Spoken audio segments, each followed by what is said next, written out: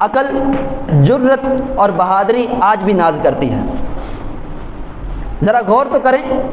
کہ اس غزوے میں ایک طرف 313 کی تعداد ہے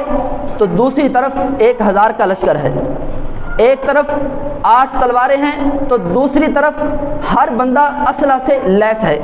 ایک طرف غربت ہے تو دوسری طرف دولت کا اتنا انبار ہے کہ کھانے کے لیے 9 10 اونٹ پکائے جا رہے ہیں۔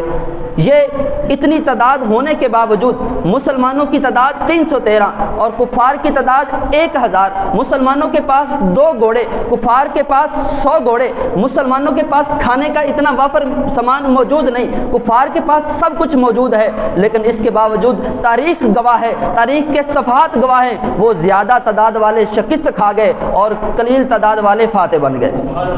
اور یہ کیوں ہوا؟ کیونکہ ان تھوڑی تعداد والوں کے اندر ایمانی جذبہ بیدار تھا، ان کے اندر ایمانی جذبات مضبوط تھے، اسی ایمانی جذبات کی بنا پر اللہ تبارک و تعالیٰ نے ان 313 کو 1000 کے اوپر بھاری کر دیا۔ یہ اس وقت صحابہ کے ذہن میں نہیں آیا کیونکہ ان کے اندر ایمان موجود تھا، کیونکہ ان کو حضور کی بات پر یقین تھا کہ حضور نے فرمایا ہے کہ اس جنگ میں ہمیں کامیابی ملے گی تو ملے گی، اگرچہ ہمارے پاس کوئی اسلحہ موجود ہے یا نہیں ہے۔